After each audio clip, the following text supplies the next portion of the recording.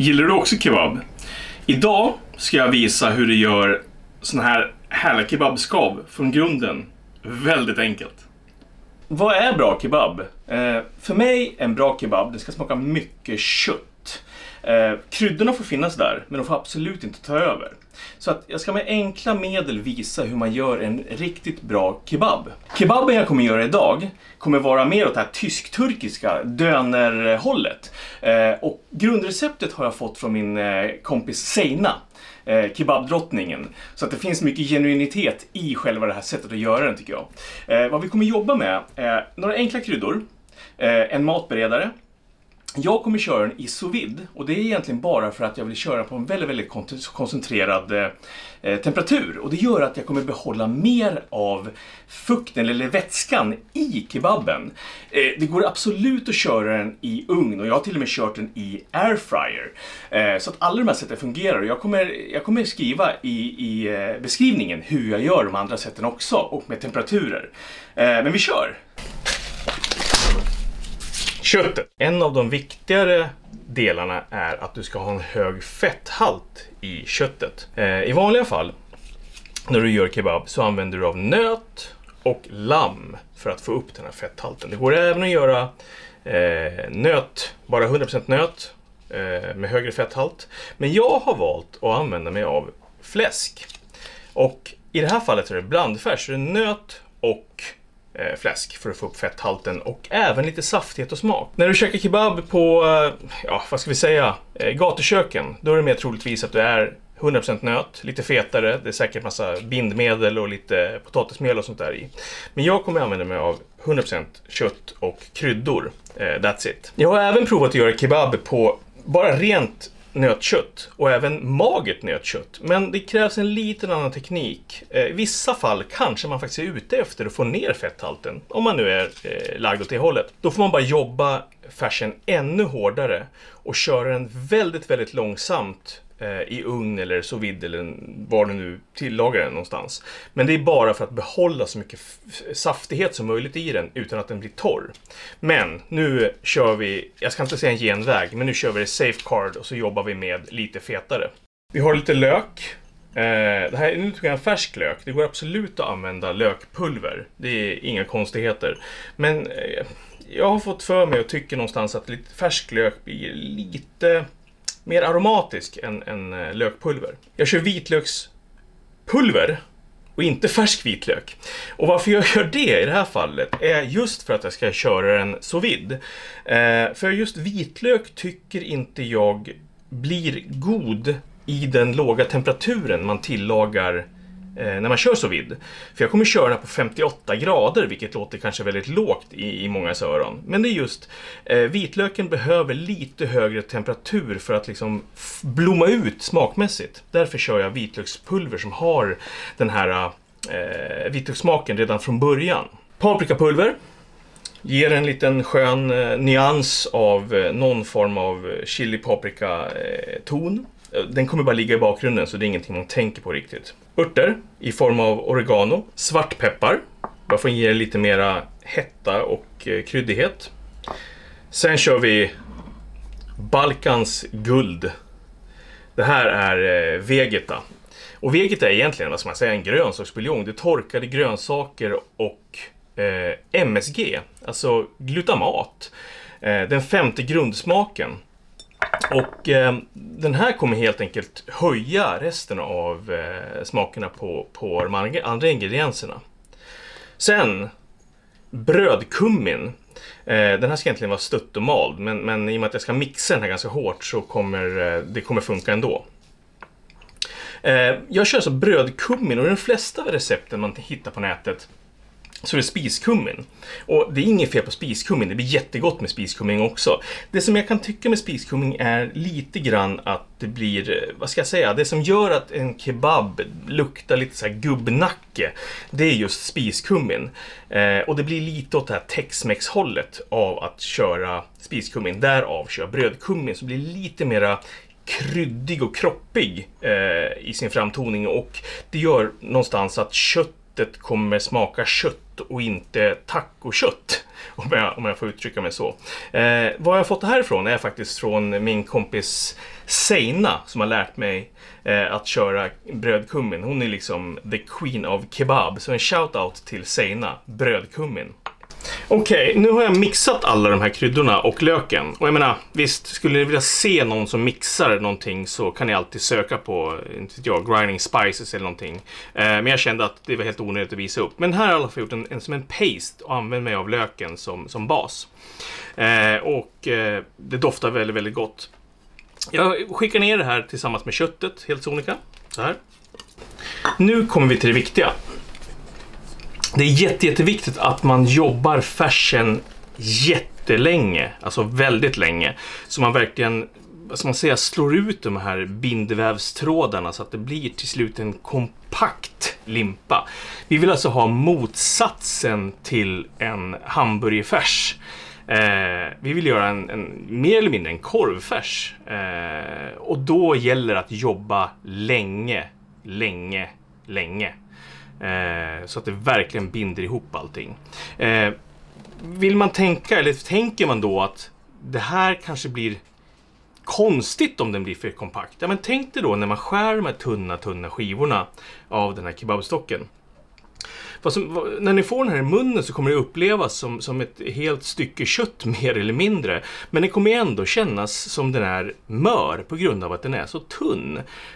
Och det är kebab för mig. Den ska inte liksom falla sönder ungefär som en bra hamburgare gör. Utan den ska verkligen vara kompakt när den ligger där och är nystekt på tallriken.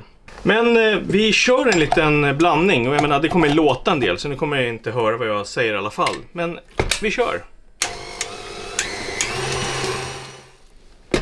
Titta här nu. Titta på färsen så kan ni se hur fettet har slagits ut och färsen har liksom blivit nästan lite homogen. Den har alltså emulgerat, precis som när man gör en korvfärs. Nu kommer vi använda lite våld för att göra den här färsen kompakt. Helt sonika.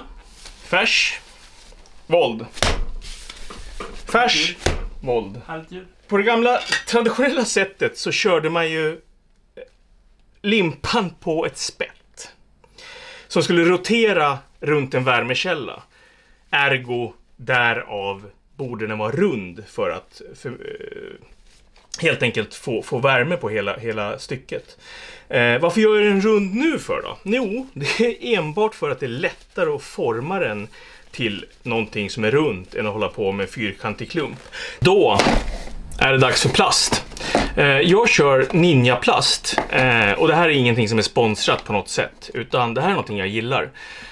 Ninja-plasten påminner väldigt mycket om den plasten jag jobbade med som kock. Den har väldigt bra den har en bra funktion och den har en bra känsla till skillnad från många andra plaster som bara knugglar och krånglar.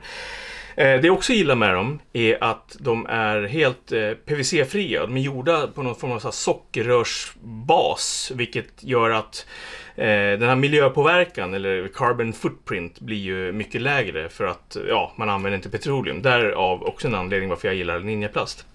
Så att vi ska ta den här plasten och helt enkelt ta den här rullen som vi lyckades forma nyss. Så, och nu ska vi göra konststycket att använda oss av plasten för att forma den här till en korv helt enkelt. Eller en ännu mer korv än vad den är nu. Så då rullar vi plasten över sig själv så att den inte fastnar i köttet. Så. Snurrar den. Och nu kommer vi till det här lustiga. Det är på samma sätt när man till exempel gör ballotin som det heter. När man till exempel gör fylld kyckling som man sen ångar. Franskt fancy food. Men nu tar vi här och snurrar in korven i sig själv. Genom att använda oss av den här som ett hjul eller som en whatever. Så, nu har vi format en korv. Skulle jag köra den här i ugnen så hade jag inte behövt jobba med plasten på samma sätt. Då hade jag ju lagt den i en form och sen kanske täckt den med folie och kört den på ganska låg temperatur, säg en 100 i ugnen. Men jag tycker också det är viktigt då att använda sig av en termometer. Just för att jag vill inte att den ska gå för länge med värmepåverkan. För ju längre värmepåverkan man kör, ju mer av köttsaften kommer släppa från köttets celler. I och med att cellerna krymper av värme. Kör vi sous vide så kommer jag jobba på 58 grader. Det är alltså måltemperaturen jag vill att den här ska nå. Och i och med att jag kör sous vide så finns det någonting man brukar prata om, ett pasteuriseringsförfarande. Och det är alltså när värmen, den tid det tar för värmen att ta koll på de eventuella bakterierna som skulle kunna finnas i köttet. Och då använder jag mig av någonting som heter Baldwins tabeller. Och Baldwin är en snubbe i USA som är duktig på det här med sous vide och har skrivit väldigt, väldigt mycket material om just säkerhet. Så i hans tabell så utgår man från tjockleken på det man kör i sous vide. Och låter då helt enkelt tiden göra så att produkten du sous vidar blir pasteuriserat. Och det är precis det jag kommer göra nu. Jag glömde en grej. Jag kan inte bara skicka ner den här korven i sous vide-badet, utan jag måste faktiskt ha någon form av skydd. För den här kommer läcka. Så att jag stoppar ner den här i en värmetålig fryspåse. Även denna är från Ninja Plast. Not a sponsor. Vad jag gör nu är att jag använder mig av, kommer du ihåg från kemilektionen när man körde Archimedes princip, när man lät vattnet tränga undan luften runt det man stoppade ner och så kunde man mäta, ja, vad det nu var. Shoutout till alla kemilärare. Ja, shoutout till alla kemilärare. Jag kanske blir uppläxad här sen, men det får jag ta.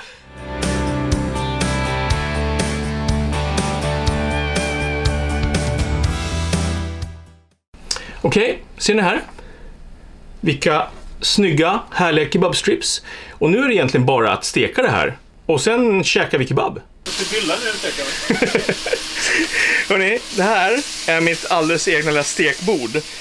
Det är, än en gång, nära sponsor. Inte en sponsor alltså, utan det här är någonting jag verkligen gillar. Och det här är gourmetstål som har ett stekbord som också är pizzastål. Så att det här kan du också skicka ner i ugnen för att göra en jäkligt god pizza. Så att när jag gör pizza eller steker kebab eller egentligen steker allting så använder jag mig av den här stekbordet. Och se nu, man får ju känslan av lite gatukök när jag står här och jobbar med det här. Men det blir så otroligt bra i den här typen av gourmetstål. Kebab, färdigstekt. Alltså det här är så otroligt gott. Jag kan inte låta bli, men okej, förlåt, jag måste tugga ur. Det är så jäkla gott det här. Mitt tips till er,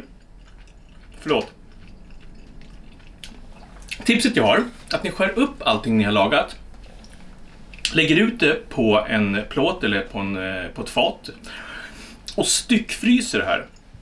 För att då kommer ni alltid ha färdiga kebabskav som ni kan ta ut direkt från frysen, ner i stekpannan, så kan ni liksom mätta ert kebabbehov när det än dyker upp.